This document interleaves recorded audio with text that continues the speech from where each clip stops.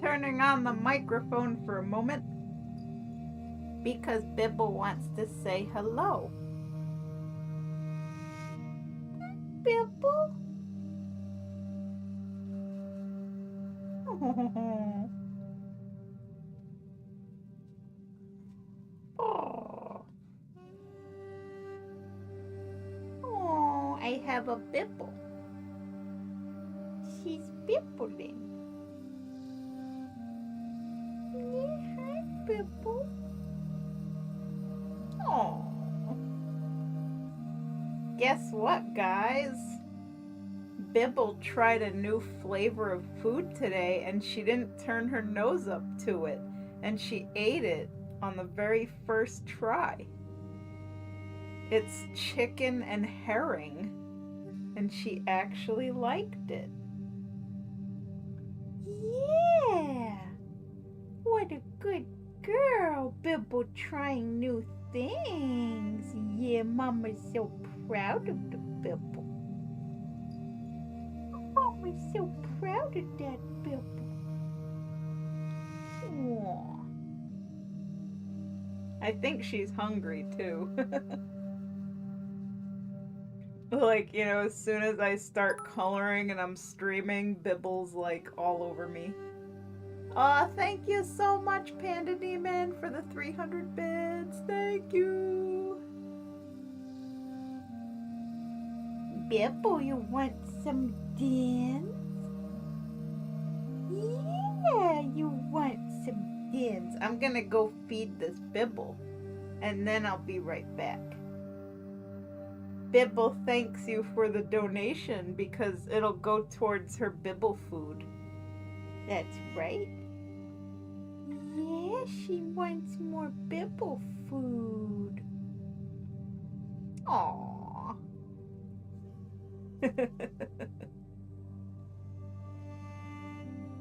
Hiya, Boot Fist. See, you inspired this, because when Savannah saw the commission I did for you of a Razi, Savannah's like, I need one too. Oh, wow. Oh, wow, wow. Wow, wow. And you want to know something funny, Savannah? Tomorrow, I'm doing another picture of a Razi as well. Or the day after, it depends, like if this takes 2 sessions. So like a lot of Vulperas this month, and then I did Babones' Worgen Garth, so like this has been a very furry full month for me.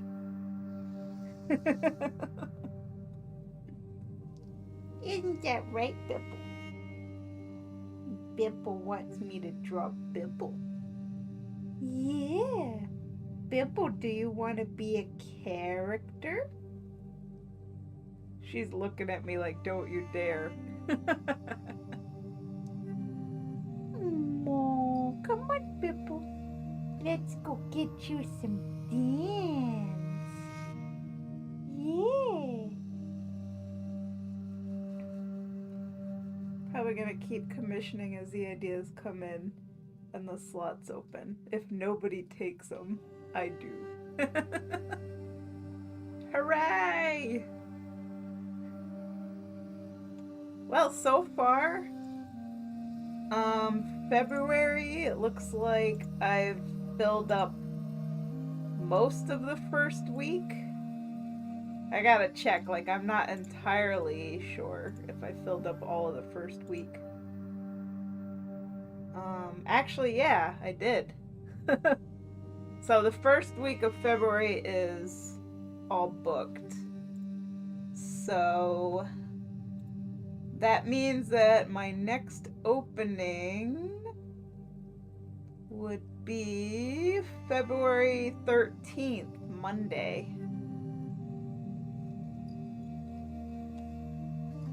So yeah, that's my next opening. I'm almost done getting my my Nightborn Mage up to level 70. He's like level 68 right now, getting close to 69. Nice. Like, I've just been, doing all the quests on him. Just for funsies, Anywho, so yeah, I'm gonna go feed this Bibble because she's like laying on my arm right now and I can't get any work done. You have 870s? Oh my gosh. I can't judge because, like, I've got 28 characters and, like, 14 or 15 of them are level 60. So, I need to work on getting them to level cap. It's going to take me a while. Well, a lot of them are, up there. And then the ones that aren't level 60 are, like, level 54, 55, I have 2 level 46s, and I have my lowest level character is level 30, so I'm just an altaholic. Recently made a bright cool priest / seer. Cool.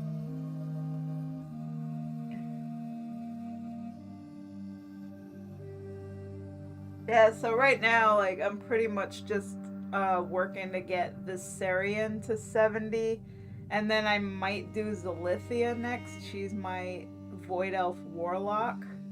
Not the one on Moonguard. I don't level her. I level the one on Wormrust Accord because that's like my main Zalithia. But that's Althera's older sister. So, and Viserion is like Amma's boyfriend. So, I'm just leveling all my main characters right now. So, Amma was first, then Viserion, then her sister. And then after that, it's, I don't know who else. I might do my my paladin next. And then I have, like, I literally have one of every class, so my shaman and my monk are the level 46 characters because, I wanted to have one of every class, but I've never really played shamans and monks. I also have a warrior that I have no idea how to play because I used like one of those expansion boosts, when you buy the expansion they give you a character boost. I used it to make a warrior. No idea how to play her. But she's level 60. Usually I play rogue, mage, paladin, warlock, priest, druid, hunter, demon hunter. I guess the evoker now. I like that.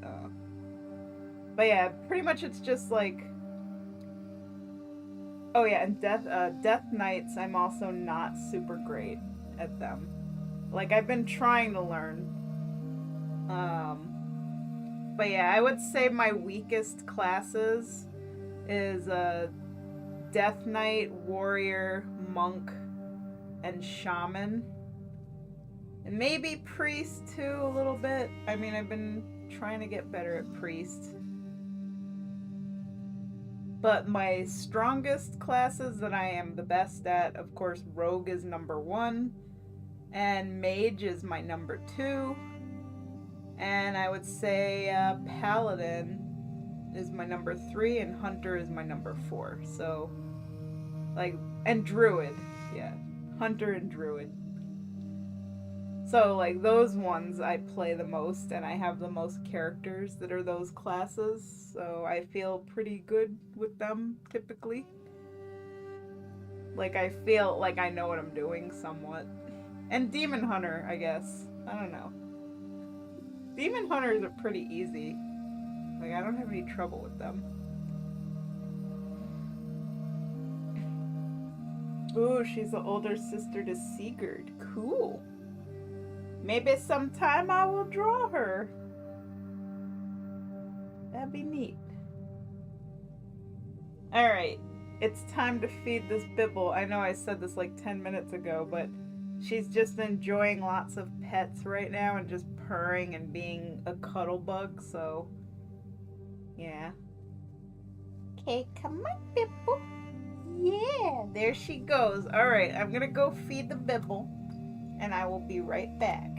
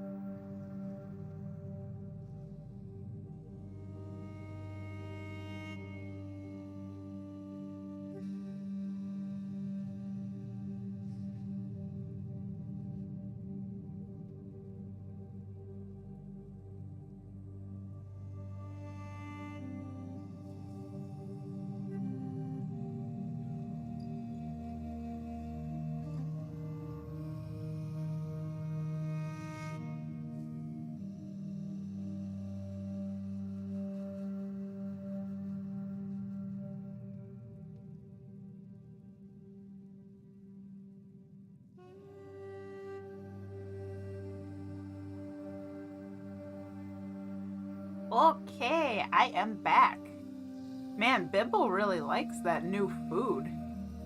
I guess chicken and herring is a big hit, so I'm gonna have to buy that for her again. Because during the pandemic, there was like a shortage on cat food, and for a while I couldn't get the flavors she liked, so I bought like a couple of different cans of like random flavors that I was hoping she might like. And like I'm just getting to them now where she can try them out. And so far she liked the what was it? It was like shrimp and mackerel or tuna and shrimp. So she likes tuna and shrimp and she likes chicken and herring. She really loves fish. Like most of her foods have fish in them. She like seafood is her favorite. So I try to like give her a variety, but she does get really picky sometimes, and like getting her to try new foods is really hard because she'll a lot of times just let the food rot if she decides she doesn't like it, you know?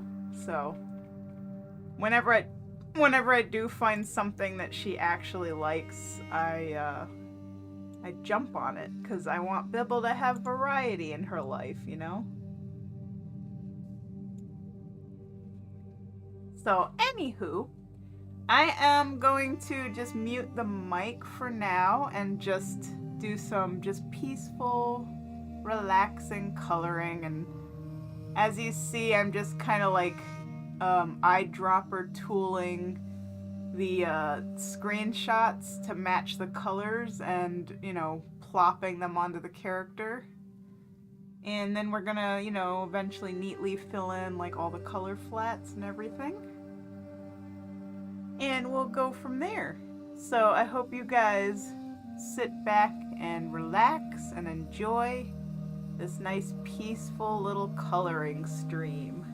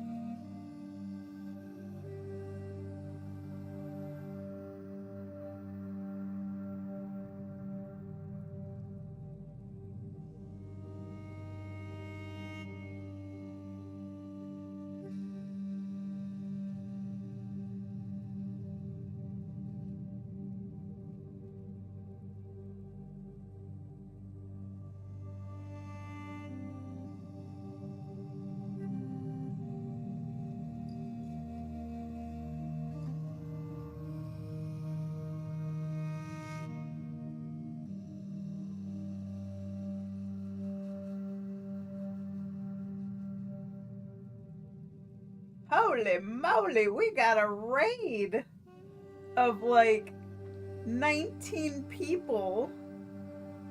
Oh my god. The most people I've ever had in my Twitch thing has been like 20 at any given time. Like 20 is usually my max, so this might be a new record here.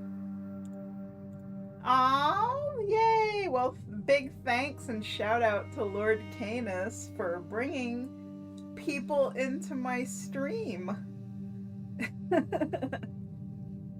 Seriously, that's awesome. Hello, everybody. Also, if if any of you guys like watching artwork live, I stream Monday, Tuesday, Wednesday, and Thursday. Sometimes I might even do a little bit on Saturday. And in my Discord server, I do a giveaway when I hit a new goal post. So my goal is to get 500 followers.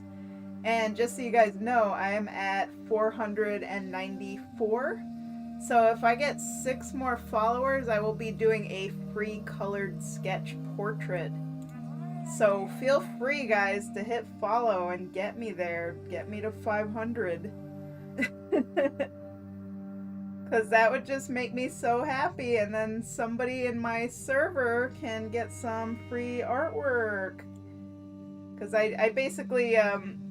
let people enter, and then I draw a winner randomly from everybody who enters. So it's been a while since I've done one of those, because last time I did one was when I hit 400, and I don't know, that was like months ago. Woohoo! But yeah, welcome everybody. So, for those of you who don't know me, my name's Emily Camissa, and I am a freelance illustration artist. And yeah, most of the stuff I do tends to be World of Warcraft, because this is kind of where I got my beginning with streaming art, because one day I just decided to make a Twitch, and I went into World of Warcraft, and I started using the TRP add-on to advertise, and I started doing like free sketches just to kind of get people in, and it blew up. Like, people really loved my free sketch gig, and I had to make a Discord server because there were just so many people. So I have done in the past 2 years over 600 sketches, and a big proportion of those were totally free.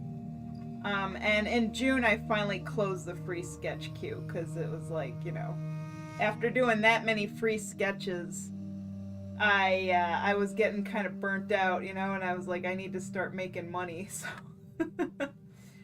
but because of this, it helped me grow a little bit of a community of really awesome people, and I get enough commissions every month now to pretty much make a living. So in November, I was able to file for an LLC, EC Illustrations LLC. So now I am an official, sole proprietor small business. And I managed to wrangle up enough commissions every month to pay my bills and, live. So there you have it. All because I started doing free sketches for people in World of Warcraft back in the 2020 during the pandemic. It was like, hey, I used to work at Panera Bread, and before that I worked at Home Depot, and I had a lot of those like minimum wage jobs. And when the pandemic came, I got furloughed. So I was like, you know what? I went to college for art. Art is my passion in life. It's what I want to do. Like, I've been doing freelance stuff on the side since 2010. So when the pandemic came, I was like, you know what? Let's try it. Make this my full-time job. And it was kind of scary because, when you freelance, there's no guarantee of income. Like, I've had some months where, like, I barely make any money. but like it's worth it because I get to do what I love. So, you know, taking the risk was very worth it. And I like what I'm doing. So if you guys would like, you know, I have a really nice Discord community and you guys are welcome to join. I'll post a link here. Let me get this. I'm going to post my Linktree link, so if you guys want to see more of my artwork or you want to join my Discord or anything like that, Linktree has literally everything. So like if you want to check out my Instagram or my Twitter or my YouTube channel, or, you know, I have a website. It also has the link to Discord. It has links to art commission prices and my artistry if you want to order a commission, DeviantArt, ArtStation, etc., etc. So yeah, there you have it. That's pretty much me in a nutshell. So, you know, I'm just doing my thing.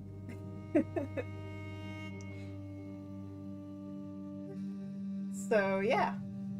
And today's project is Savannah's Vulpera.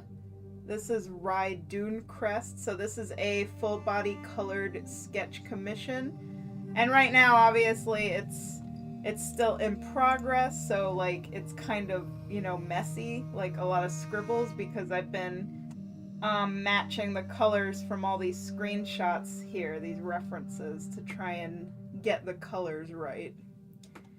And yeah, that's basically what I'm doing, is I'm just filling in the color flats right now, and then when all the color flats are done, then I can do shading and highlights. And there's also going to be like lightning and fire and sand cloud effects going on. So if I hide the references, you can kind of see from the background what I was going for. And hide the color real quick. So this is how the sketch looked before I started coloring, so you guys can see it. And yeah, so that's what we're doing today. And pretty much like, you know, every day, or, you know, Monday through Thursday, I'm doing mostly commissions. And also, I do have a patrons channel. I don't have Patreon anymore because I didn't have enough, you know, patrons on Patreon to make it work. So I did delete my Patreon. So what I do now for the patron thing is in my Discord server, I have a patrons only channel, and I've been doing this chibi WoW sticker project. So I will show you guys. Last time I did a chibi Sylvanas. And I am going to be actually turning these into stickers. I haven't made all of the chibis yet, so when they're all made, they will become stickers that I am going to sell. And then we have a chibi Vol'jin. So these are the two I have done so far, just Vol'jin and Sylvanas. I am also going to be doing Gen Greymane, Kiro, Thalistra, Lorthamar, Thrall, Jaina, I don't know, just whoever else is on my list. It's mostly the main lore characters. I think Bane is on there. I have definitely more Horde leaders than Alliance ones, for sure. I mean, I main Horde, so yeah, you know, makes sense. But yeah, so the people who become patrons are just the people who subscribe to my Twitch for 3 months or longer. So I keep an eye on, you know, my regular subscribers. Oh, Thalistra. Yeah, Thalistra. I don't know why I said Thalistra. But yeah. So people who subscribe to my Twitch for 3 months or longer get access to my little patrons only channel, and I'm trying to, you know, do this, and so far these chibi pictures are posted only in that channel, so they're the only ones who get to see it for now. Eventually I will be releasing these publicly, but the patrons get like the early access to this art. So that's what I do for those guys because they support me. Oh, right. That's where I got Philistra, because he has a character named that. But Bone has ruined you with all the commissions and character talk. Yeah. I thought it sounded familiar. I'm like, I know, like, I've heard that name before.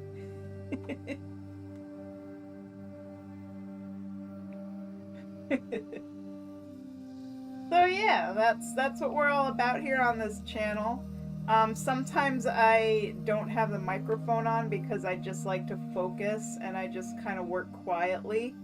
So I might not be like the most talkative or entertaining streamer all the time because, you know, as an artist, it does take a lot of focus and mental energy to do everything that I'm doing. But there's a lot of times too where we get into some, you know, good conversations here on this channel and we have a lot of fun. And, you know, I got a couple people like Savannah and Babone and Boot Fist and, you know, people that just like to come and watch Panda. A few regulars, you know, and it's nice, you know. And my Discord server, we got a lot of nice people. Also Chompette, she tends to come in here a lot. We got a lot of creative people in my server as well. We have many other artists, we have writers, and we all kind of share our love for, you know, World of Warcraft and just MMOs and gaming and geek culture in general. So it's a friendly, very chill community that I have fostered over the past 2 years. And yeah, I love it. It's great. So welcome. Well, there we go. Little by little, this is going from scribbles to something that makes sense.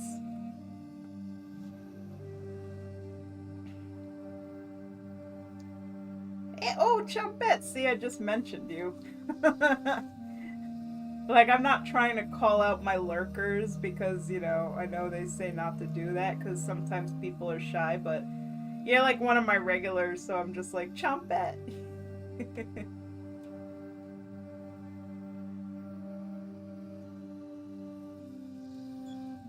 I may have been using posting of pics in your Discord to tempt the folks I let over here. Nice. Call me out, I don't care.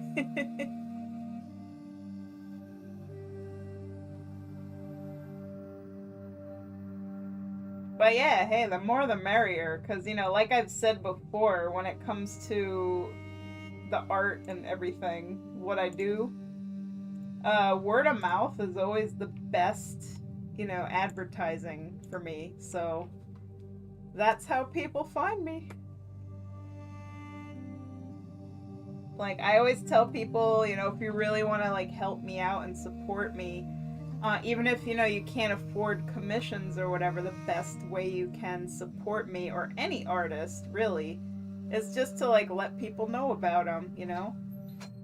So I usually say to people, you could pass around my link tree, or, you know, if you did commission me, you can just show people the art that I made for you and just, like, you know, tell people who I am if they're interested in finding me. And it goes from there. And I've actually gotten way more commissions through word of mouth just from people doing that than I have from, you know, advertising on my own, because I do post in a couple different servers and I post on Instagram and other social media, and I don't really have a whole lot of success in wrangling up commissions through those methods, unfortunately. I don't really have gigantic followings on the internet, let's just put it that way. So when people commission me and then they go, like, showing my artwork to their guildies and posting it in other servers, that goes such a long way. It really does. So anytime you guys want to help me or any other artist out, just, you know, plug their art. Be like, yo, check this artist out. Because it really does work, believe me. It does. And artists will super appreciate you for doing that. Because I know I do.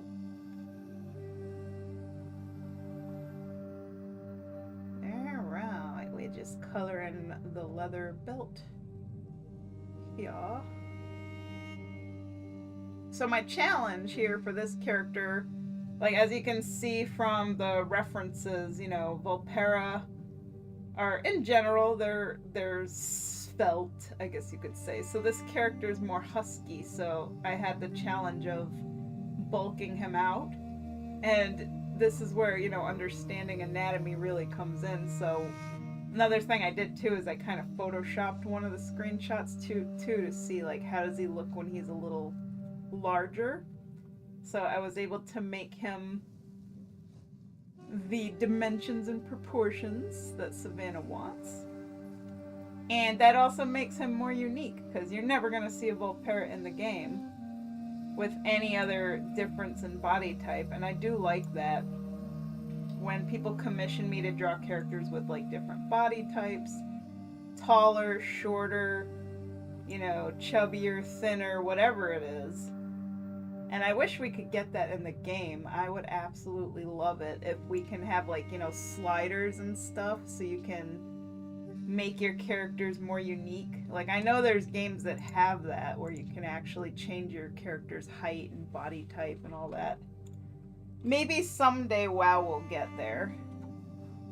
But I don't know. I think they don't do that because the game is built on an older engine and the gear would be just like clipping through or not fitting the characters right if you could change the body shape, because the gear is not like mesh.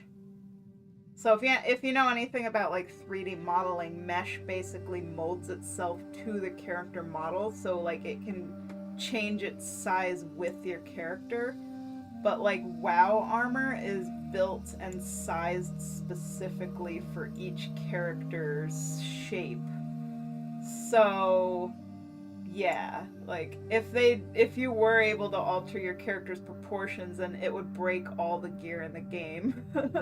Like none of the gear would fit the character right.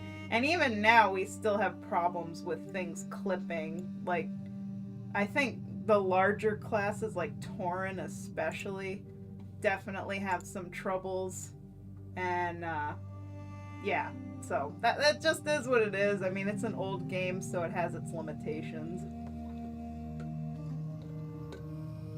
But you know, like as they've been updating the game, I always have hopes, right? That someday we'll get our, you know, sliders, someday we'll get player housing.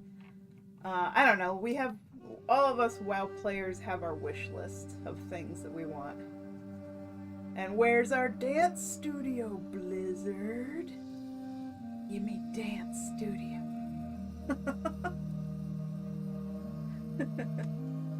Wow, the engine is 19 plus years old, yep. I have a habit for hardy characters. Me, I have too many characters. They're like potato chips, you know? And then I wind up like stressing myself out because I'm like, oh god, now I have to like level all of these characters.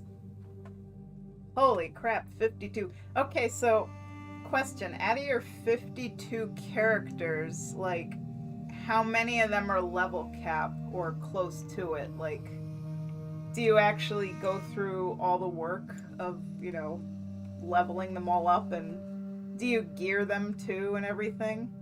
Just curious. Because I do level up my alts very slowly over the years.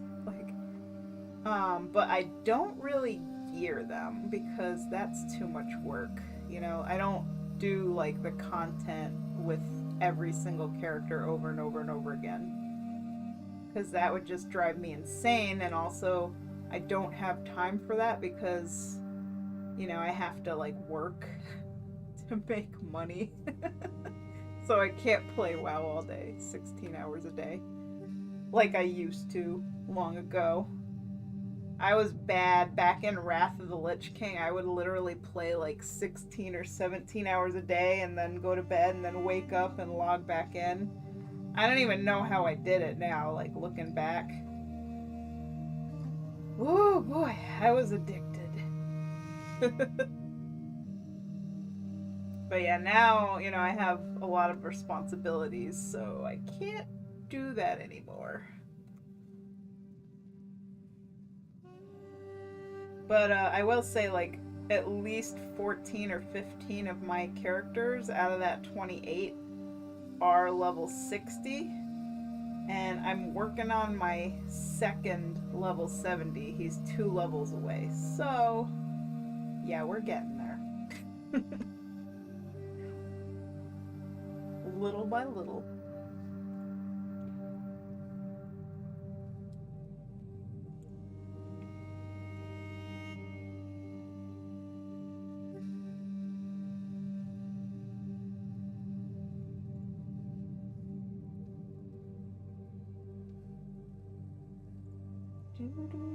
But holy moly. Oh, by the way, Savannah, what was the limit now for how many characters you can have on an account?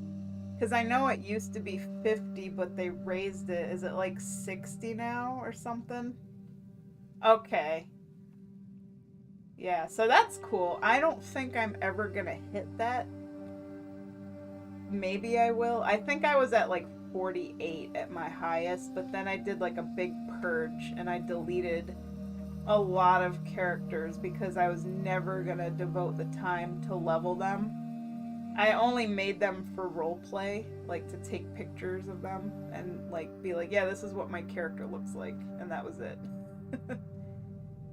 But pretty much my standing is like, if I don't get a character at least to like level 30 or 40, then, you know, and they stay like low level for a really long time and I never play them and I don't log in on them, then they're pretty much slated for deletion after a certain point, unless I need them for something specific. Like if, you know, I'm writing a story and I need a character for screenshots, you know, I have a couple of like level 1s that I use just for the story sort of thing. But when I'm done with them, I will delete them.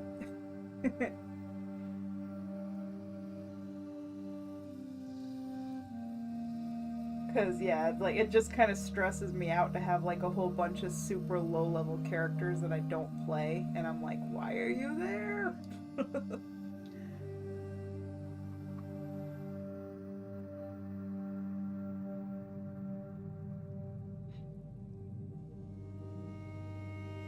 So, I might get to 30 though.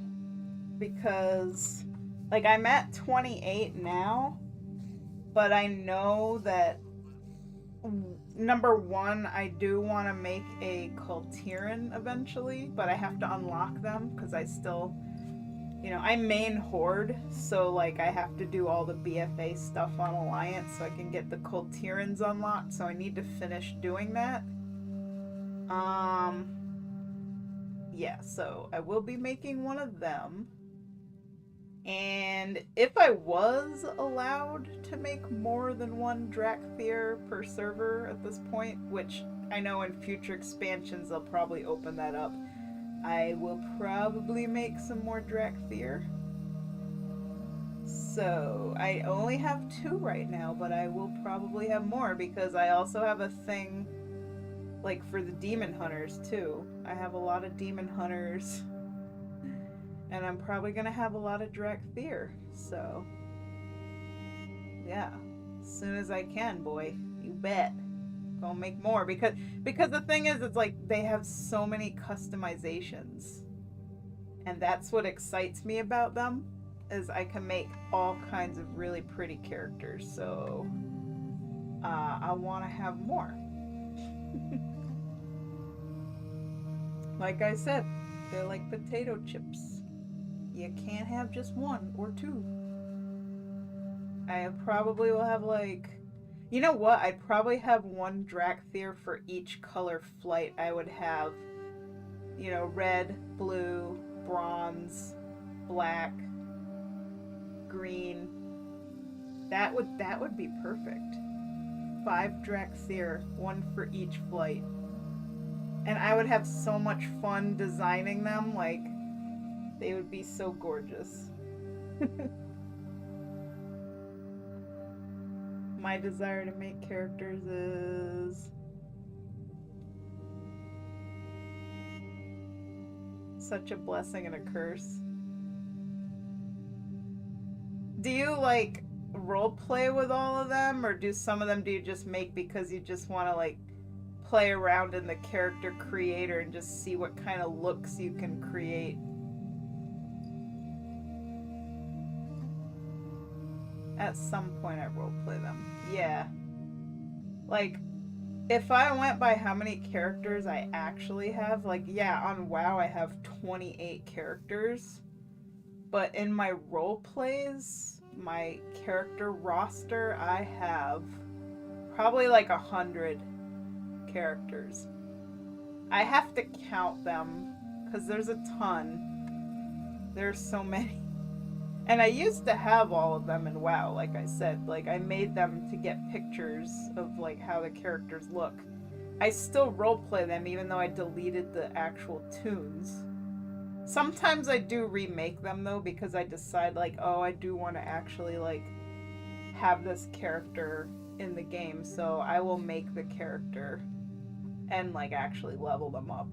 So I did that with my Moghar Orc Warrior. I'm a little upset though, because I kind of regret deleting her because I lost the name. So her name was Agdala, and now I have Soshala because the name Agdala got taken after I deleted my character, and I can't get it back. So let that be a lesson learned. I should have held on to her. Oh well. I mean, at least with TRP, like, you can change the character's name, but I like the character's actual name to be, you know, what I want it to be, not just with the add-on.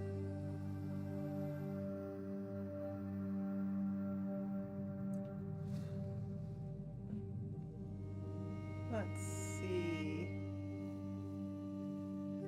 Some of them sit there for a long time, but I'll play them. I generally only delete them if I know I won't, like, ever roleplay them or burn out. Makes sense.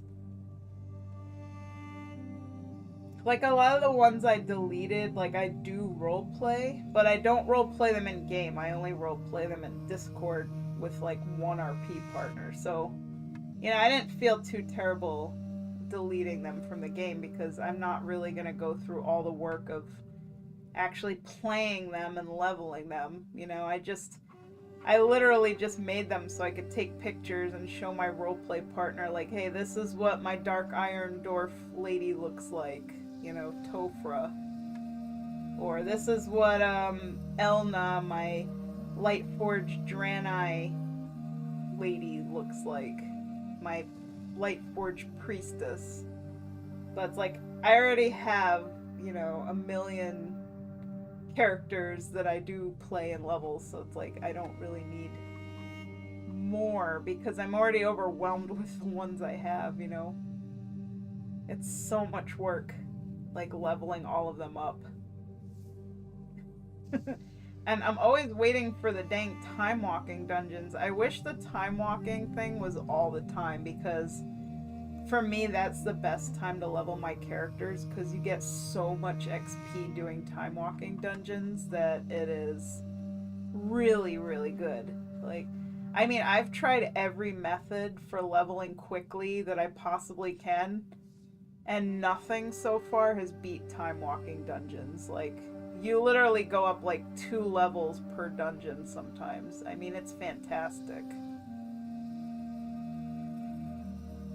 You can't do time walking unless you're 60 plus now.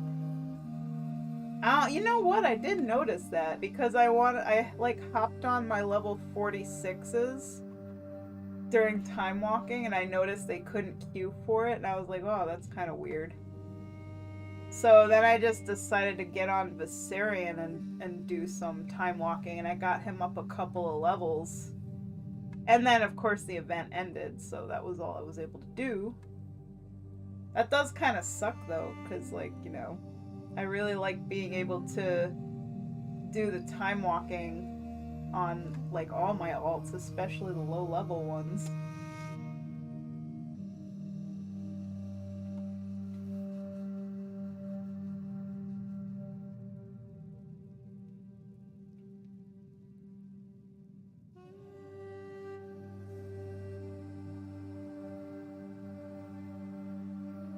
See you see you said you don't level most of your characters.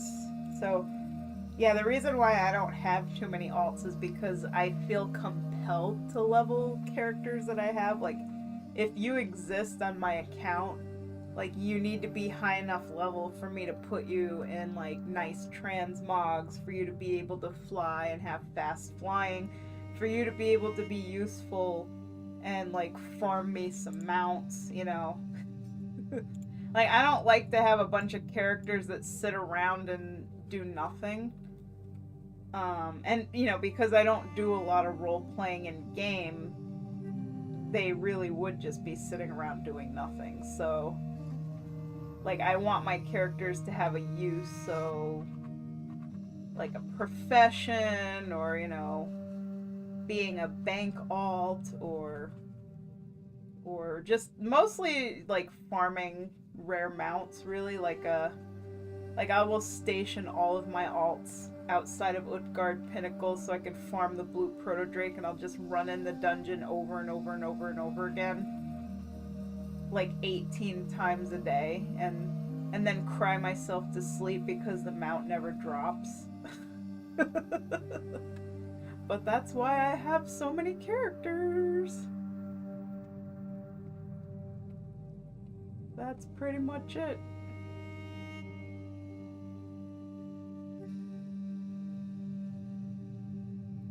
Gotta put them to work, you know?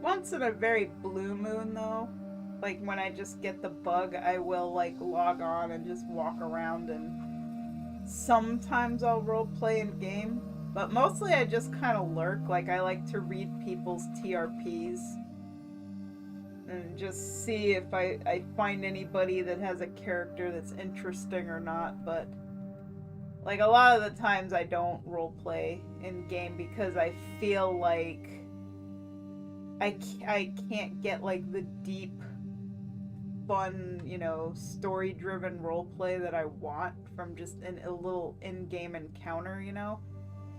I tend to want to roleplay more in Discord because I can write a lot more, I can edit my writing, and I can also post like anytime. Like I don't need to be on WoW to be able to post. So I like the convenience of that. And role playing in game, it's like, you know, you might come across somebody and strike up a scene, and then you know, you're probably like never gonna see that person again. So it's hard to build up like a repertoire, like get role play partners.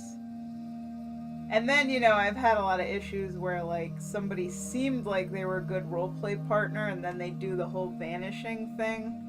Like you add them on Discord, you start a story, and then they just like disappear one day. Like they don't come online anymore, and they stop posting, and the whole roleplay just dies, and you never hear from them ever again. And I've had that happen so many times that I'm just kind of like, I'm over it. Like, I'm just tired of looking for RP partners, and I've gotten just settled with the 2 that I have still. Like, yep, I have 2 RPs and that's it. And I'm good with that.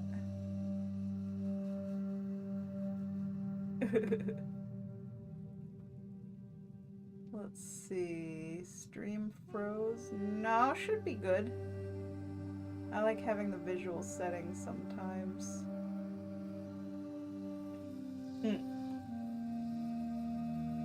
When I do roleplay in WoW though, like I just kind of go with the very casual flow. Like, I'm not looking to create a story. I'm not looking for an RP partner to like pull into Discord. Most of the time I'm just kind of goofing around and just doing casual small talk chat and just seeing where it goes. And then I get bored and then, you know, I'm like, okay, I'm done. Because that kind of roleplay really does bore me a lot. Like the usual tavern, walk up, chit chat kind of RP. Like, I like it in small doses, but for the most part, the kind of roleplay that I like is the one where you have like a long running story with a lot of characters and a lot of plots and side stories and stuff. And that's what I have going with my 2 RP partners. Like, we have our own Discord servers for our role plays, and we have multiple channels for the side stories. We have a channel that has the cast of characters because we have so many characters that we literally have to list out who everybody is or else we would forget. Like I said, I have like 100 characters. And sometimes I forget their names or I forget like who they are, you know, if we hadn't written with those characters for a while. So having the cast channel to be able to like look them up and be like, oh yeah, okay, I remember who that is. It's really handy. But yeah, you can't, like, I don't get that kind of experience when I'm role playing in the game, obviously. You know, the posts are shorter and choppier, and you know, it's a little harder to build up a very long running story, especially like I said, when most people you're probably never gonna see them again. You know, you run into them like once and that's it.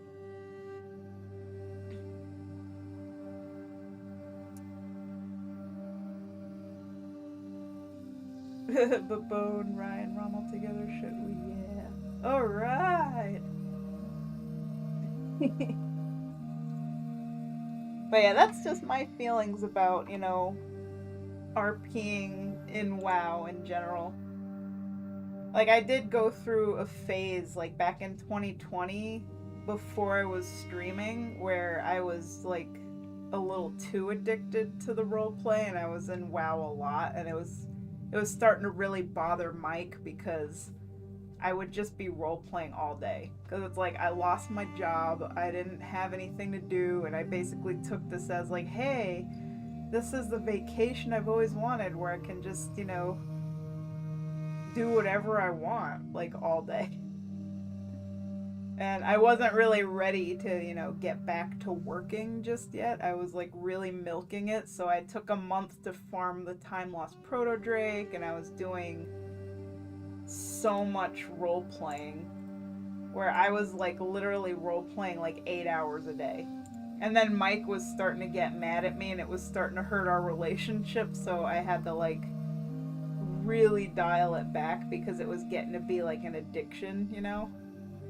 And I mean, that's what happens when your life is not structured and you don't really have anything to do all day long, you know? You do whatever you want to do. It's a very hedonistic way of being, and man, like, if I didn't have to do art and work to make a living, I would probably just be role-playing all day, or, you know, I don't know, watching a ton of TV shows or playing video games like nonstop, like. But you know, like, part of me still misses that, like, when I had that kind of free time where I could just like RP all day long, because I had so many cool stories going, and it was fun. It really was. But what wasn't fun was like Mike being mad at me because like we weren't spending any time together because I'd just be RPing like all day. And I think at some point he was even starting to get like jealous, like he was starting to be a little bit concerned, you know, like if I'm getting too close to my RP partners and stuff. And it's like, no, no, no, trust me, this is all in character. There's nothing going on, you know. I had to like reassure him. It's like, I'm not gonna leave you for these strangers that I roleplay with.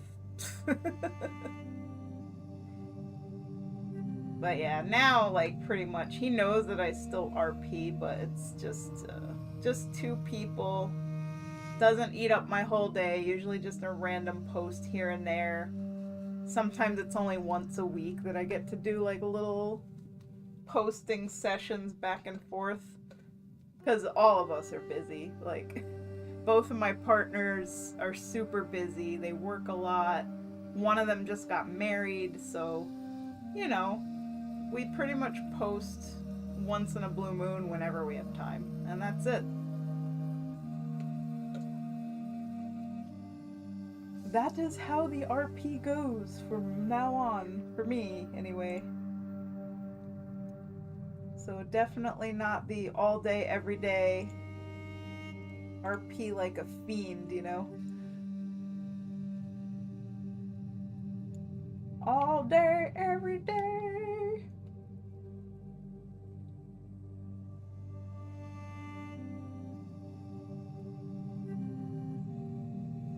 But yeah, the other thing I gotta do is get back into writing my story. And Mike has been helping me with ideas, you know, because I get stumped and he's got some really good ideas. So he wrote notes for me. So I will absolutely like give him credit for helping me with my story. Because I am not the greatest idea generator when it comes to writing. I will admit it. I do get stumped. Like I'm more of a visual person, so it's easier for me to like draw stuff than it is to write a story. Like I can design a character, but come up with their backstory and like what they're about, that's a lot harder. Like despite being an artist, I sometimes feel like I'm not a very creative person, which is kind of a weird irony, I guess, being an artist and not being creative, you know? It's like, how does that work? I don't know, but it does. I'm just not all full of story ideas most of the time. And you know, actually that's the worst part with my RP partners too, is like a lot of the time I feel like I'm the one that has to do most of the work crafting the stories, or at least coming up with the scene or the scenario. And I don't like admit this to them, but like the truth is I feel like I'm kind of a deadhead, and I'm like, maybe it'd be better if you guys came up with the story. But somehow we make it work, you know. Like I might not have the greatest plot ideas, but we make it work.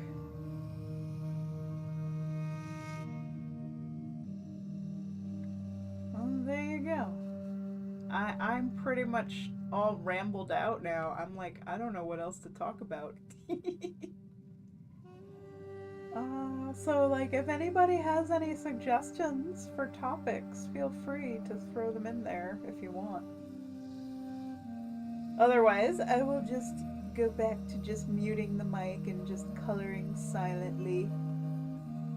Because I am the boring art streamer.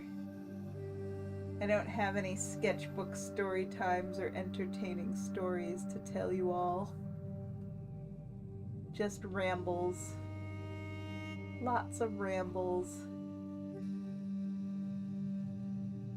Unless, of course, people have questions. Like, every now and then, I do get this person that comes in on my YouTube stream and they ask me a lot of questions, and I really like that because that gets me talking, it generates ideas.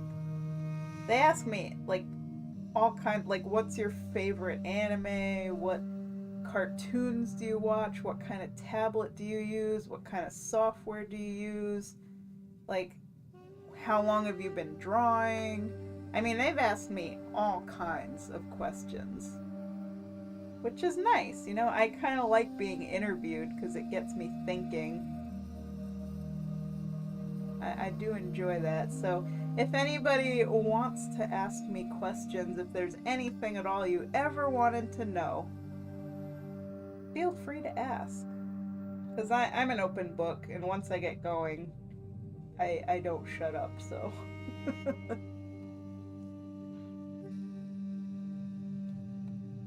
So I will leave it at that. I'll just say, like, if anybody wants to ask any questions, go for it.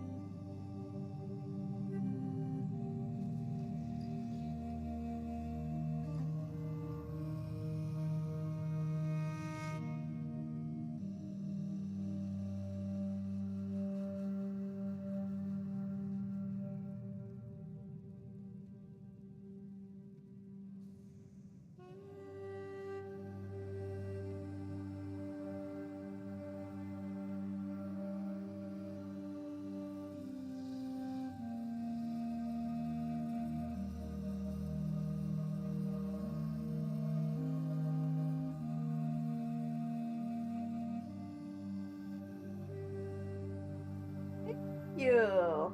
When the color flats are done, I'll send you that too. I'm gonna actually go to the bathroom real quick because I drink a lot of Dunkin' Donuts coffee. So I will be right back.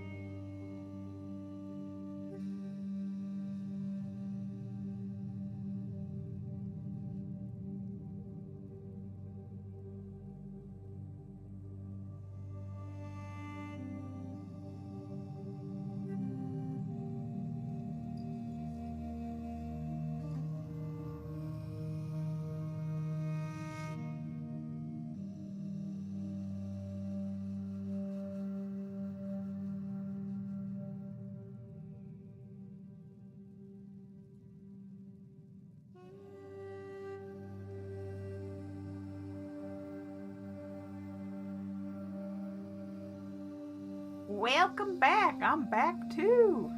I feel so much better.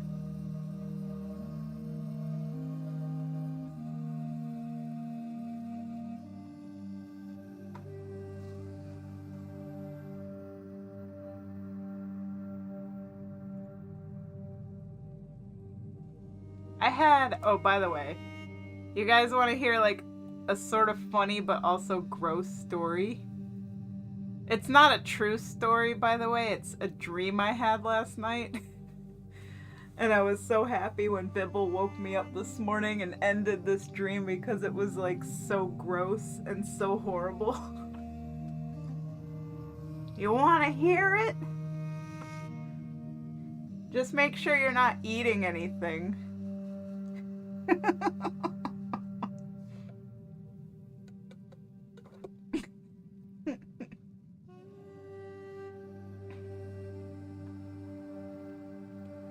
Alright, here goes. I'm gonna tell you guys the dream that I had last night. So I'm just gonna preface this by saying that I have never had a dream like this before in my life. And I hope I never have a dream like this ever again. Okay, here we go. So I had a dream that I was a hoarder, but not a normal hoarder. Have you ever seen the TV show Hoarders, where like hoarders hoard a lot of stuff? Like they fill their houses with junk? Well, no, that's not the kind of hoarder I was in this dream. No, instead, I was a hoarder of poop.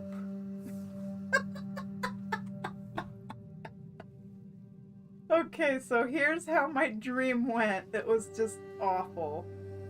Like, absolutely awful. So yes, this is a story that involves talk of poop. So if you don't like it, mute the audio now, because I'm gonna be telling you some crazy shit. Literally. So I had a dream that I was like on a vacation somewhere. Like I was on some really nice like tropical island place, like maybe the Bahamas or something. Now I have never in my life been to a place like this because I'm poor and I can't afford to travel. Like I've been in New York like my whole life. I've never been to any tropical getaway or whatever. I've only ever seen stuff like that on TV. So anyway, I'm walking along a beach and I see a great white shark like flopping around kind of like on the sand, and it just eats this guy like randomly. So we already know this dream is like off to a really good start. So yeah, walking by, great white eats a dude. And I'm just like, okay, I guess that's normal for, Florida or wherever the heck I was. And then I end up going to like some kind of a picnic bench or something. And I don't know why, but for some reason I just decided I'm just gonna like poop right here in public in a box and just leave it on the bench. And then I was like, oh, I have my friend who wants to hang out with me, so I just kind of like left it there, and I don't know why I did that. Like, it's pretty horrible. It's like, why would you do something like that? So like I was like, oh, I gotta go hang out with my friends, so I just left it there. And then after I was done hanging out with my friend, I suddenly had this horrifying memory that, oh my god, I left this box of poop on a public picnic table at the beach. I have to go get it and like throw it away or something, because that's terrible. Like, why would you do something like that, And it gets even worse, okay? So like I go back to the picnic bench and there's like a janitor lady or something. And like she gave me this awful look. It's like she knew that I did it.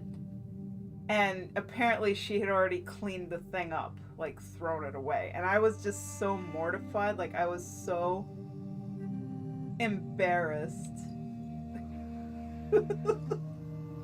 And then I suddenly remembered for some reason that I had also like filmed it and I had it on my stream and I was like, oh my god, I have to delete that footage before anybody sees it. And then like the janitor lady's like, oh yeah, in that box I found an appointment card. You have like a doctor's appointment at 2 o'clock today. So I'm like, oh my god, I'm gonna be late for my appointment. So like I'm rushing to my appointment while I'm also frantically fumbling with my phone to figure out how to delete the footage of like me pooping in a box and leaving it on a public picnic table. And I'm just praying to God that nobody saw it. And none of this makes sense because it's like, you know, why the heck would you do any of that, you know? But I managed to like delete the footage and apparently it said it had 0 viewers, so I guess I got lucky that nobody saw it. And then, you know, I guess I went to my appointment or whatever, and then I went home and for some reason, and again, I don't know why any of this is happening, so I decide to poop again, like on a pillow. Like, I don't know what is wrong with me in this dream. Because I swear to God, in real life, I'm a very clean person. And I only ever use a toilet like a civilized human being. So, like, in my dream, I decided to just poop on a pillow. And then Mike comes home. And I was like, oh my God, I have to hide this. And he catches me. And he's like, we need to have a talk. Because, like, I guess I'm like a poop bandit in this dream or something, you know? And he's like, you're a poop hoarder.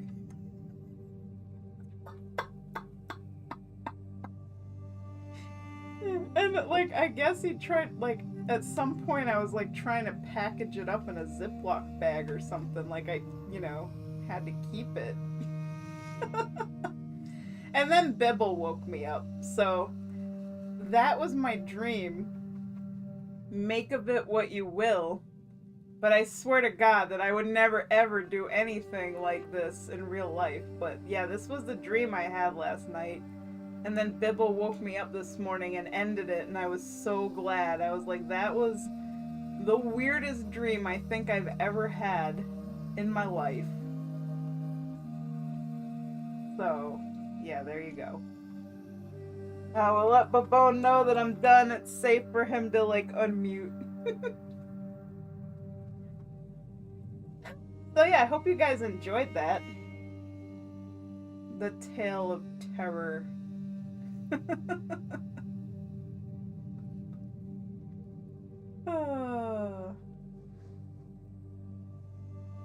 Can't control the unconscious mind. Nope, nope, nope. Definitely not.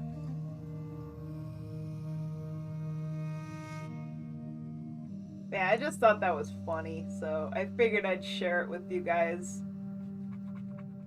and horrify you all. I don't know, like, how many of you actually listened and how many of you were like, nope, I'm muting this, don't want to hear it, but for those of you who do listen, I hope that brought you some entertainment.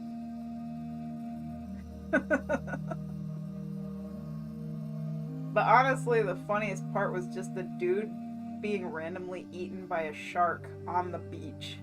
Like the shark was on the sand, just flopping around, and this guy just walks up to it and just gets eaten. It's like, what? I guess this is normal for Florida.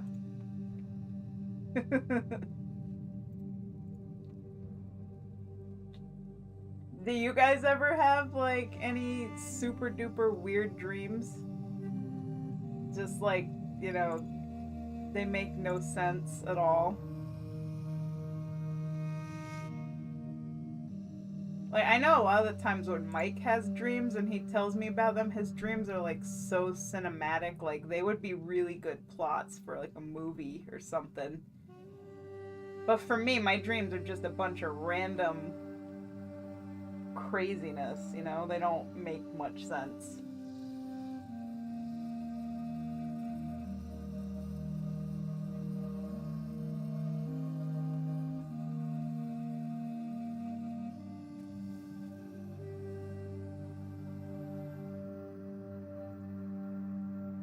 And also, I pose a question. Oh, I rarely dream, if at all. I was gonna say, like, you know, if you guys remember any of your dreams, like, what's the weirdest or coolest dream you've ever had that you remember? I know it's very common, too, for a lot of people not to remember their dreams, so I unfortunately wish I could have forgot the one that I had last night, but, you know, when I woke up, I couldn't forget it because it was like, what?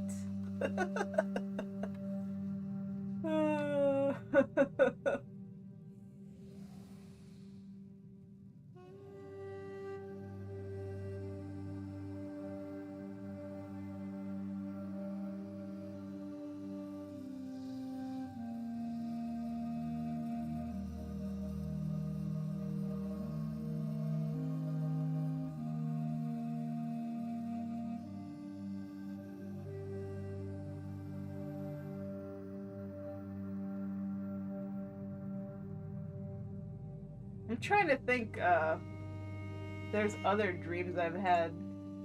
When I was a kid, so for any of you who are old, like, you know, if you remember stuff from like the 80s or the 90s, you'll know what I'm talking about. But there was this cartoon called The Toxic Crusader. And it was like this guy who got mutated by, like, you know, waste or whatever. Like, it made him look all, like, super creepy, like a monster. Like, he turned green and stuff because the toxic waste changed him. But he was a good guy, but he was still, like, super creepy looking. You know? And obviously, as a little kid, I guess his appearance, like, scared me. So, I was probably, like, 4. And I had a dream where, like, I was in a dark cave and I was trying to, like, find my mom. And apparently, like, in the cave, there's, like, a door, and the door is, like, safety. Like, that's, you know, my mom's room. And if I could just get there, I'd be safe. And, like, the Toxic Crusader guy was, like, coming after me in this cave. And I remember, like, there was this one chamber in the cave where there was, like, a campfire in the middle of the floor. And I remember he came in and he got me. Like, he grabbed me and he picked me up and he threw me in the fire. But amazingly, you know, because it's a dream, the fire didn't, like, burn or hurt or anything. And I was able to just, like, get out of it and keep running. And I was able to, at one point, get to the safety, like, get to my mom's room. But my mom wasn't there. And then the Toxic Crusader dude was, like, going through the walls like a ghost. So now at this point, there's, literally no getting away from him. Because he can just materialize through the walls like the Terminator, you know? So the dream got, like, scarier. But I guess at some point during this dream, I kind of realized I was dreaming. And I just knew that the only way to get away from the Toxic Crusader was to wake up. But I couldn't wake up. I was literally having, like, one of those moments of sleep paralysis. So I remember actually having the thought that I have to somehow get myself to fall out of bed and hit the floor to be able to wake myself up. And that's exactly what I did. I was like, I need to wake up. And I was kind of tangled up in my blankets and stuff, but I did manage to make myself fall out of the bed and hit the floor. And that was how I was able to wake up. And that's the only time in my life I ever had sleep paralysis. It was freaky. It was very weird.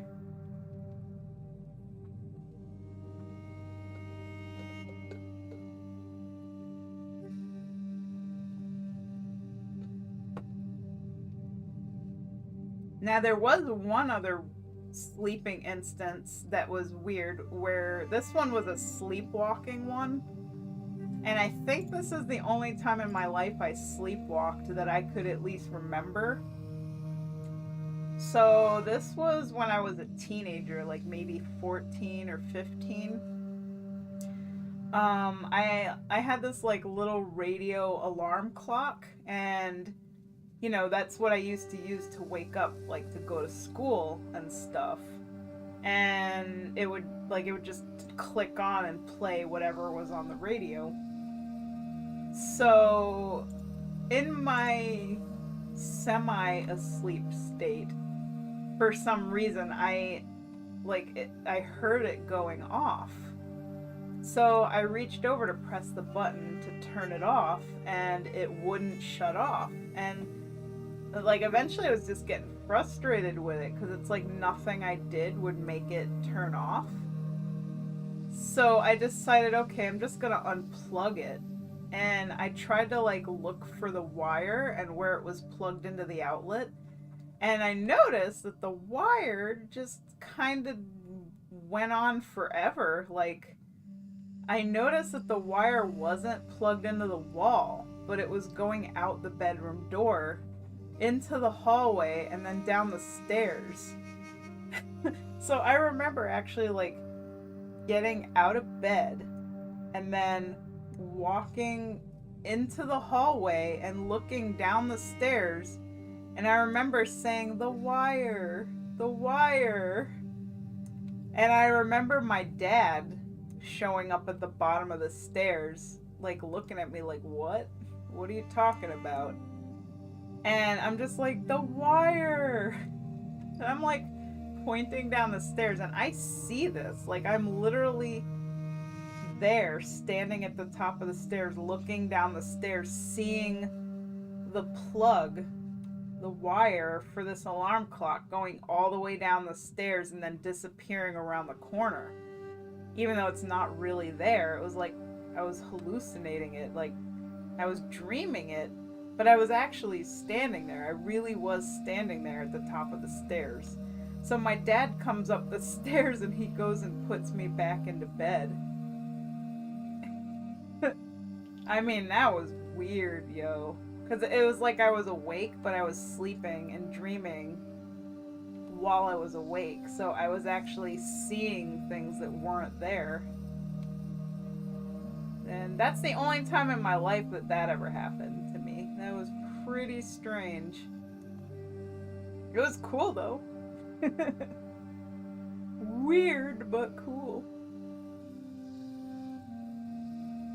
So yeah, there you go. There's my interesting dream stories, basically.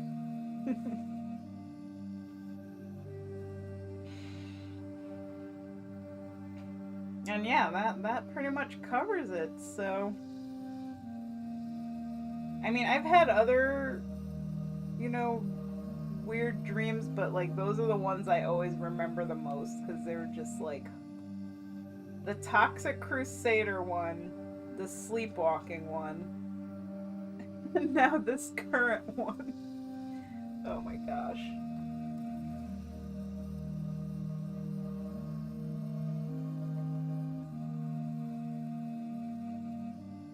So yeah, there you go. The weird workings of the subconscious. You just never know what it's gonna give you.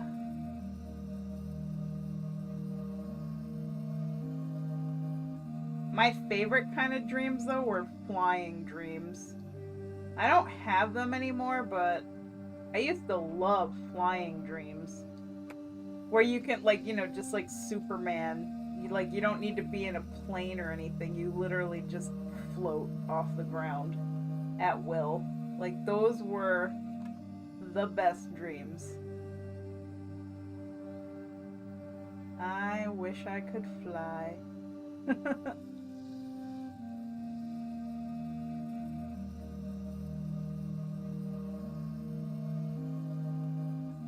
There was one dream though. It was a flying dream, but I almost feel like I died in my sleep. I don't think I did, obviously, because I'm still alive, but this was a dream I had when I was like 5. So it was a flying dream, and I remember in this dream flying outside of my body where I could actually see my body, like still in bed asleep. So that's why I was like, maybe I died. Like maybe I had an out of body experience. And that was like my actual soul, like leaving and looking down at myself. But I don't know. I probably not. But anyway.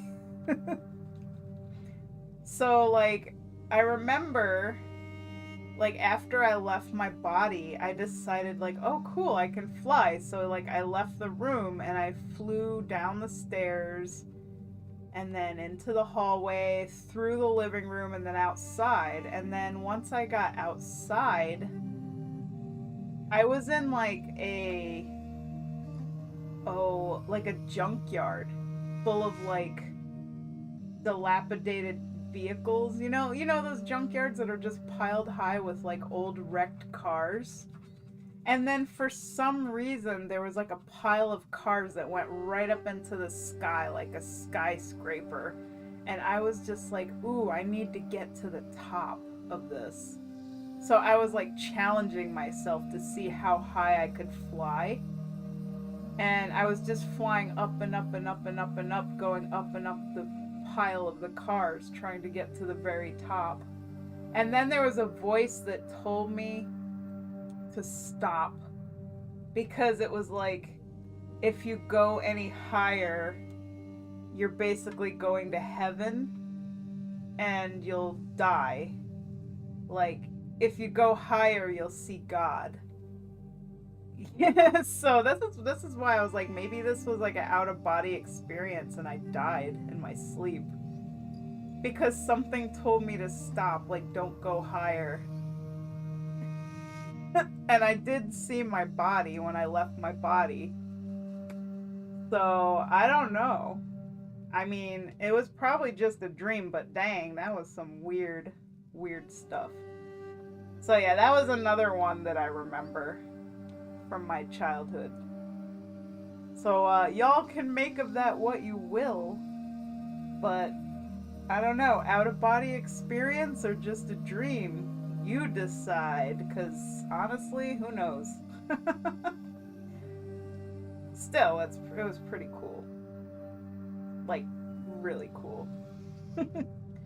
Except for not making it to the top of the pile of the cars and having somebody tell me, go back, because if you keep going, you're basically gonna cross over to the other side. Like, that's what they were telling me. Like, if you keep flying up this way, you're crossing over and that's it for you.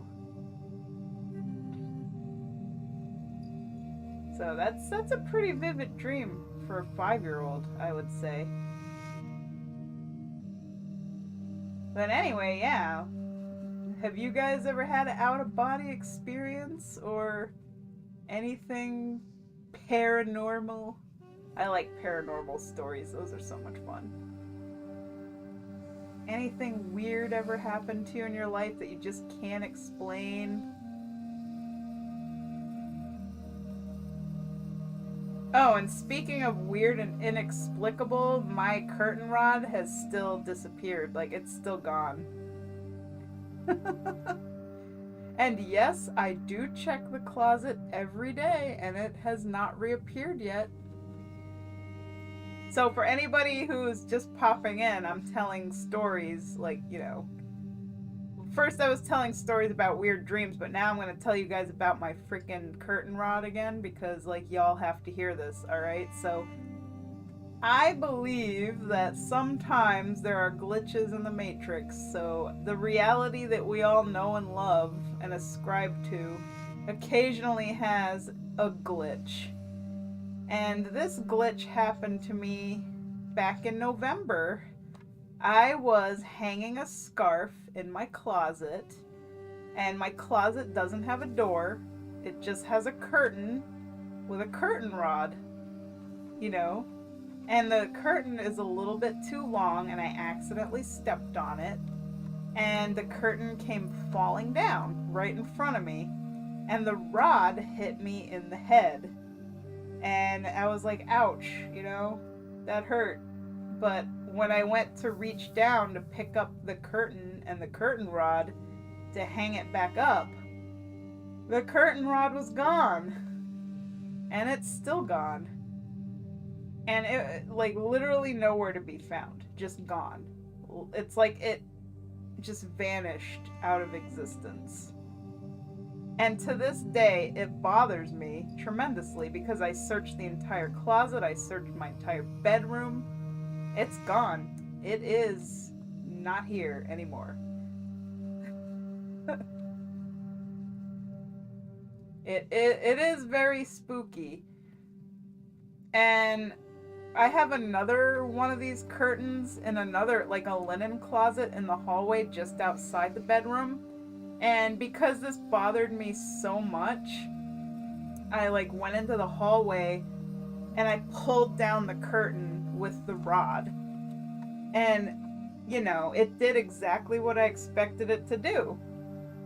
The curtain and the rod fell to my feet, and the rod was still in the curtain. Like, it's one of those curtains that has like the big metal loops, the holes, and the rod goes through the big metal rings of the curtain. So, it makes sense that if your curtain falls, the rod is probably still going to be tangled up inside of those metal rings. But in the case of the one that fell in my bedroom, the rings were empty, the rod was gone, and this rod is like literally 3 feet long. This is a big object. It's made out of metal, and it just disappeared. It just was gone. Like, it hit me in the head, and then it was gone. Completely gone. Not in the curtain, not on the floor. It didn't bounce anywhere. It didn't roll anywhere. It is just not here anymore, like in this dimension. In this physical plane of existence, this curtain rod no longer exists. And so ever since this happened back in November, every day when I go into that closet to take out some clothes to wear for the day, I'm always looking for that curtain rod, just like wondering if it's ever gonna reappear. Maybe it will someday. Maybe it won't. But that is the story of the vanishing curtain rod.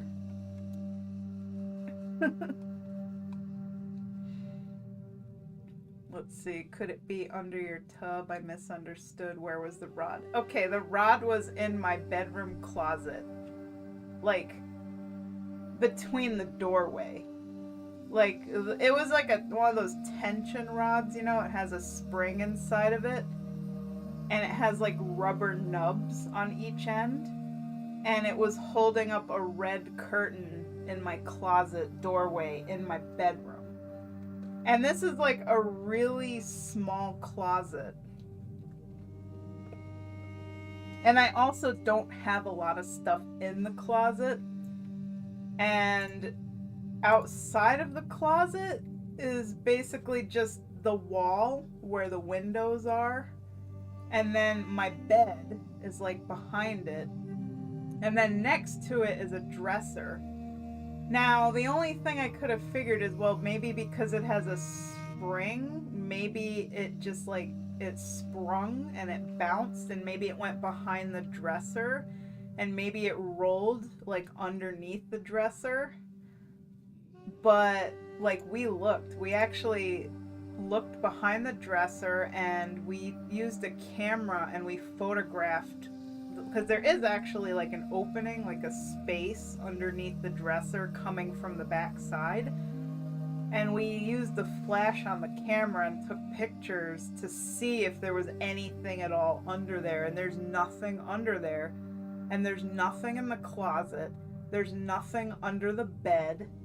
So it didn't like somehow wind up going behind me and like rolling under the bed, and it didn't bounce next to me outside the closet and go behind or under the dresser, and it didn't go in the closet anywhere because I literally like took everything out of the closet and looked. I looked at every single nook, cranny, corner, crevice of that closet. So it's gone. I can't explain it. And you would think that a curtain rod that just fell would still have the curtain attached to it, especially since it hit me in the head, you know? Like, it actually hurt. It came down on me hard. But yeah. So the day that it happened, I posted about it in my Discord server, and then I texted Mike and I told him about it while he was at work. And then I just started telling all my friends because I was like, this is freaking weird. I spent like an hour looking for this curtain rod and going absolutely insane, like talking to myself, like, this kind of thing doesn't happen.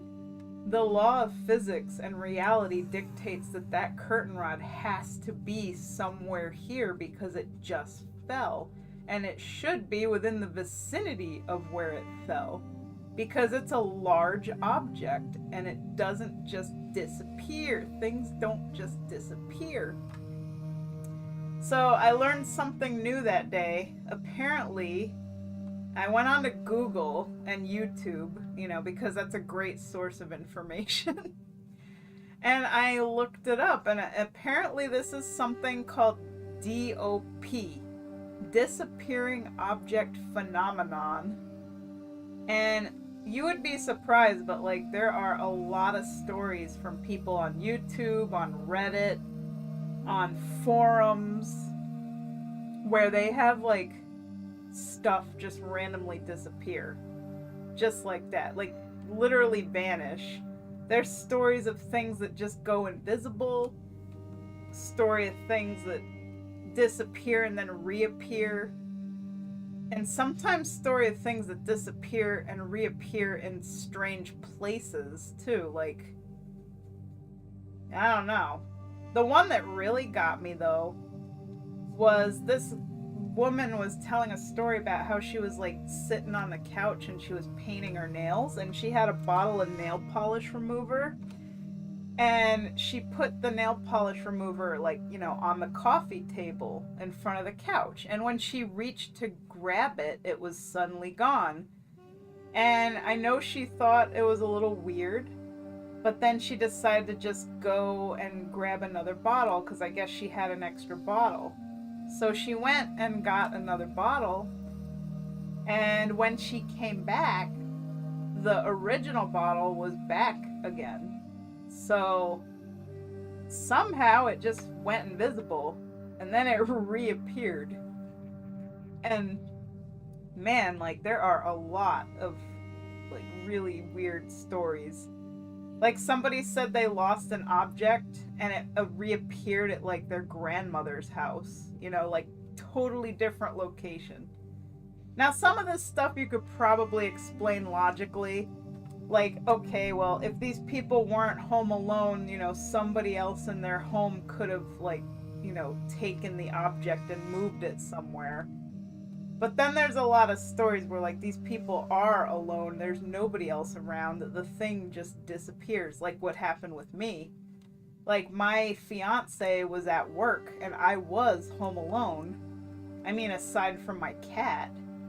But, like, Bibble is not going to be able to pick up a 3-foot long, like, 2-pound metal curtain rod and just carry it somewhere, you know?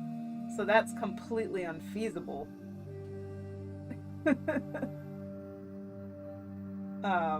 So yeah. I now have like a whole new view on the world. I do believe that there are other dimensions and there are things in the laws of physics maybe that we just don't really understand and can't explain. And sometimes physical items from this reality that we perceive disappear. And there is no explanation for why or how this happens or where the objects go or why they sometimes randomly come back and why sometimes they don't. All I can say is that this is something that actually happens. We'll never know.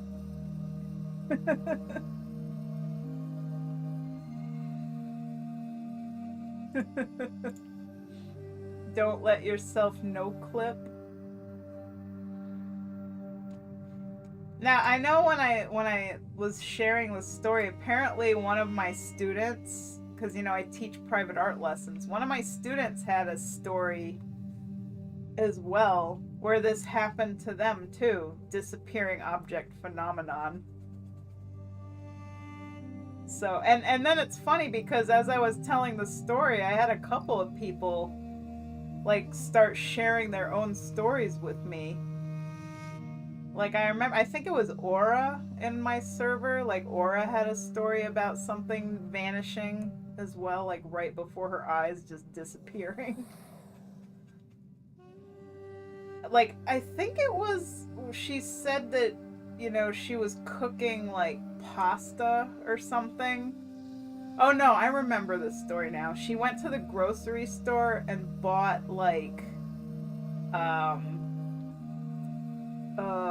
guacamole or salsa, and you know, when she got home and put the grocery bag on the counter and started unpacking the bag, the salsa was just gone.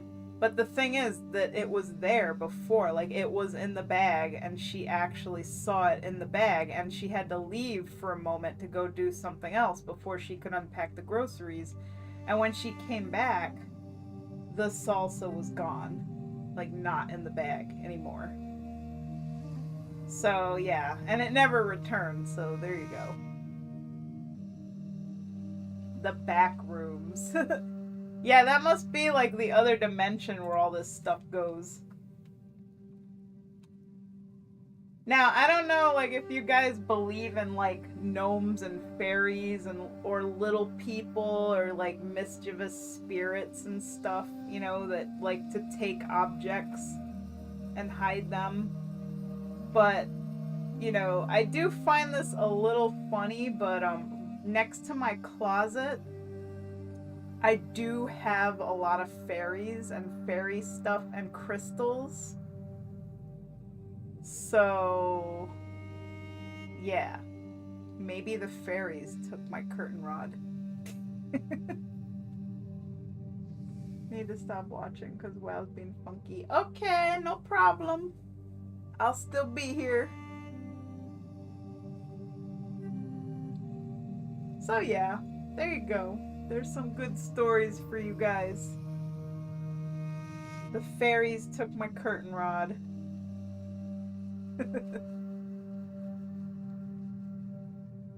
I guess they needed it. Who knows? Maybe in their world they needed it to save the world. I don't know. I may never know. But, you know, if they needed it that badly, I guess they can have it. Because I went to Walmart and I bought a new curtain rod.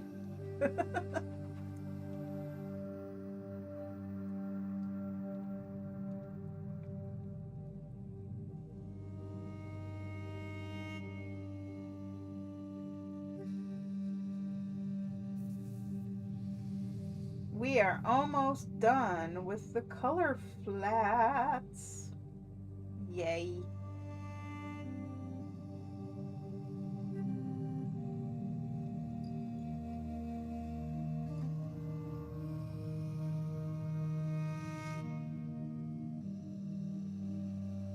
So yeah, I am going to mute the microphone and, you know, just continue coloring.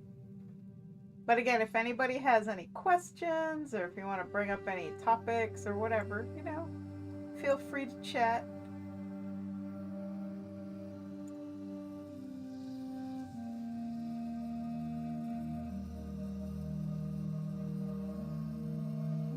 Oh my gosh, it's Charlotte. Hi.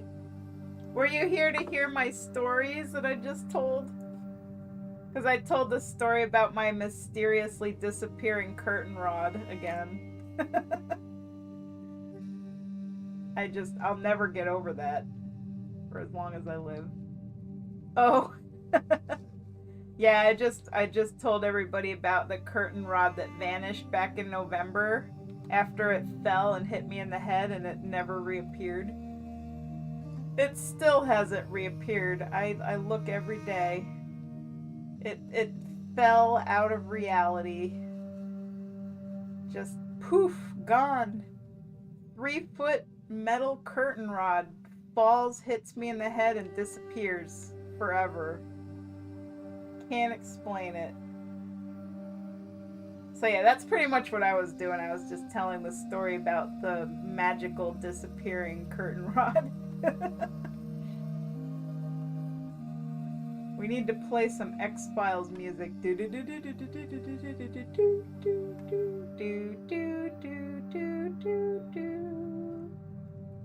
Or Twilight Zone.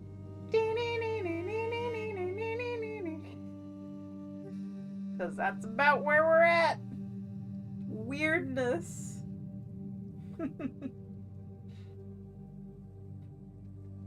I was also sharing stories about like weird dreams that I had as a kid. Like I had a sleepwalking dream.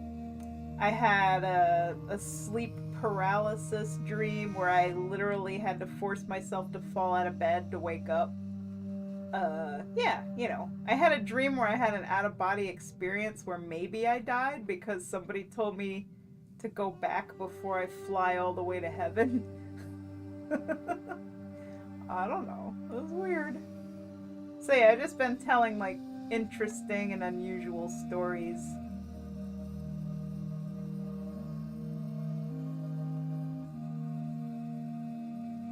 Let's see. I see you're on the Horde. Gasps. Oh, did you not know that my main is Horde? Like, Amothera is my main. The dancing blood elf on the mailbox. Yes. She's my first character that I've been playing since I started WoW back in 2009. And Horde is my main. I like the barbaric Horde. Like, even now I mostly play Horde. Like, I have characters on the Alliance, but I don't play them really. They're mostly just for roleplay, just for funsies, you know. But like when it comes to the game, like the story and the lore and everything, I'm really not good on my Alliance knowledge because I haven't done most of the quests and content on that side. I will admit.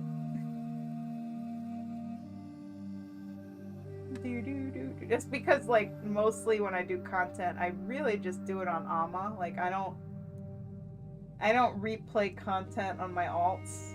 I mean, I level them a little bit, but that's it. When I'm on Horde, it just brings nostalgia to me. I don't really care what faction I'm on. Depends where my friends are. That makes sense. It's your childhood faction. Yeah, like when I started playing WoW, I did it as recruit a friend, so my friends were Horde, and that's why I play Horde. And my very first guild and server, I was on Maelstrom, which was a RP PvP server back in the old days, and we were in a guild called Phoenix, and it was a really nice guild, very close-knit, small bunch, and I remember doing Ice Crown Citadel with them, and we weren't very good. Like, we made it all the way to Sindragosa, and it took us a long time to beat Sindragosa and actually get to the Lich King. And when we finally got to the Lich King, we just could not beat him until after Cataclysm came out, and then everybody was like leveled up to 85, and we're like, yeah, we're gonna get the Lich King now. And that was when we finally beat the Lich King because of Cataclysm. and being a little bit more OP. So I'm not ashamed to say it, we didn't finish the Lich King during the Lich King expansion because we were not that good. But you know what? We had a blast. Like, it was fun. And unfortunately, shortly after we finally defeated the Lich King, you know, as Cataclysm progressed, the guild just kind of fell apart. Like, a lot of my guild members just stopped playing WoW. And eventually everybody was gone and I was the only one left, and the guild became mine. And I didn't know what to do with it because, you know, I didn't really want to run a guild or be a leader or recruit or anything like that. So I ended up turning the guild into like just a bank to use, I guess, on an alt. And I think what happened eventually was when I wanted to move servers, like I couldn't transfer the guild for some reason, or I didn't have the money to do it because it was kind of like expensive. So I ended up like selling the guild to somebody on Maelstrom before I moved to Wormrest Accord. And that was kind of sad. Like I didn't like letting it go, but it's not like I was doing anything with it, you know. But I will always remember Phoenix fondly. It was truly a good guild for its time. So there you have it.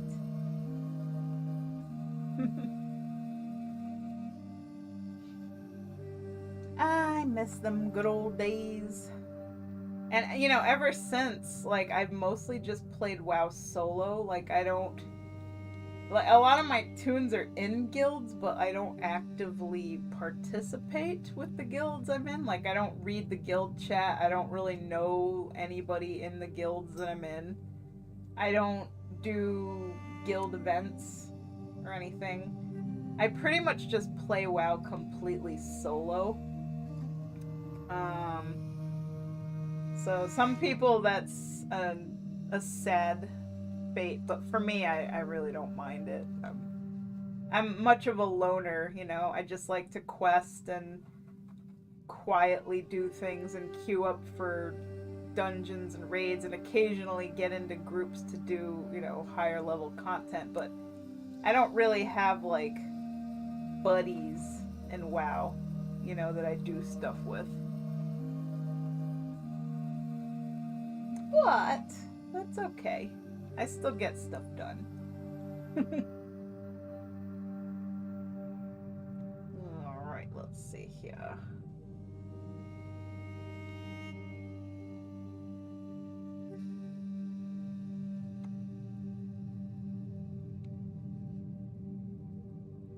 Alright, we're almost done with the color flats.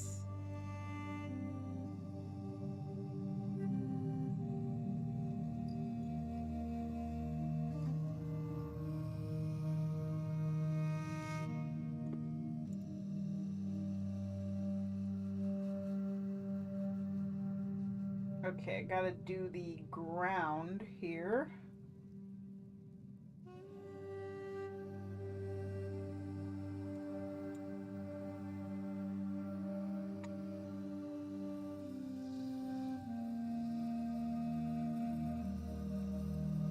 So we're gonna make the ground a nice sandy tan color, because, you know, Vulpera, Voldoon, desert, all that good stuff. So that's what we're going for here.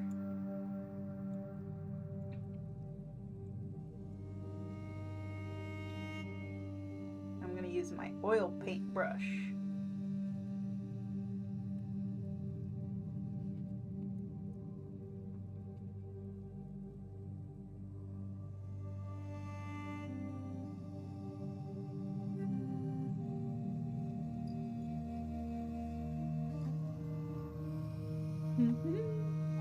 Got the background thingy here.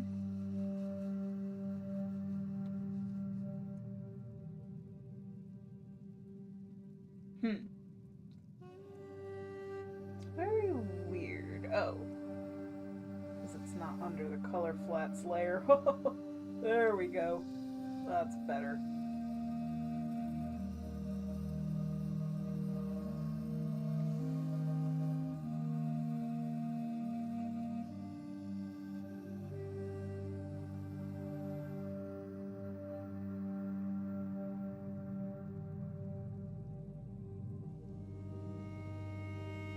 This is gonna be the sky here, so let's see. Duplicate layer. This is gonna be colored.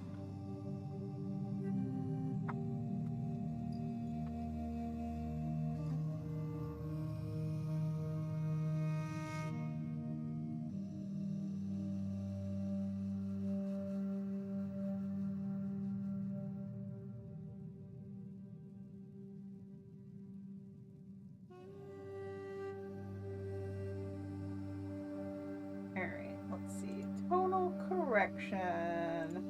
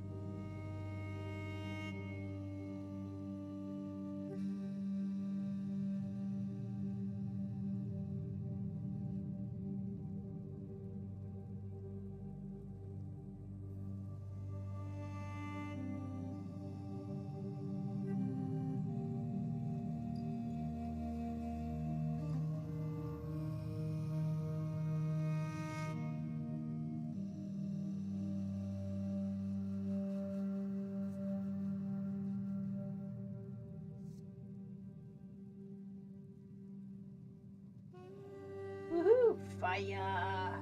We got fire! Fire and lightning.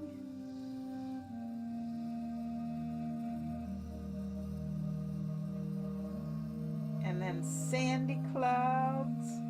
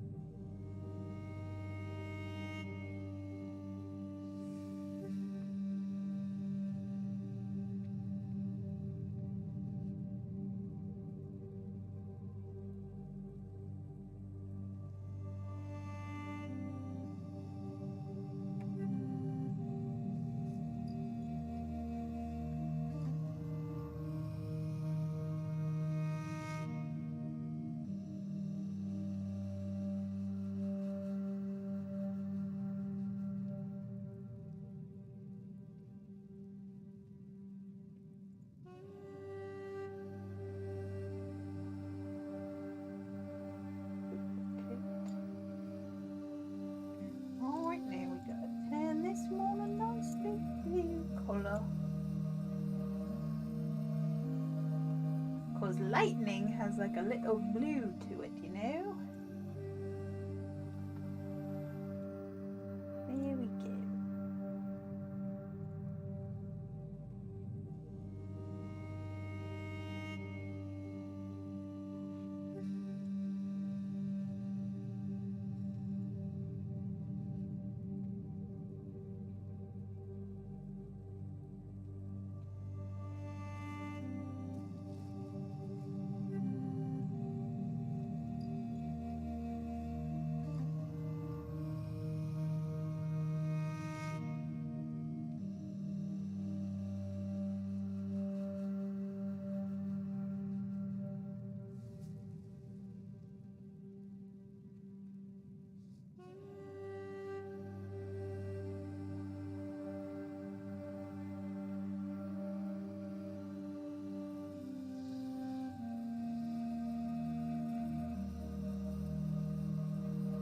I really like these fire effect brushes, like, it is so cool. So I can make it look like he's got like fire and lightning coming out of his hand at like the same time. How cool is that, y'all?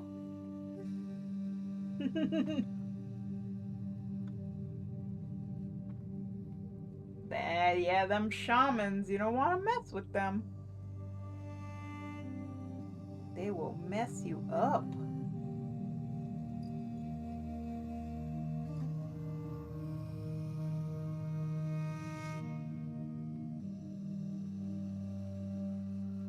There we go. So that makes it look like, you know, the fire and the lightning are being generated by him.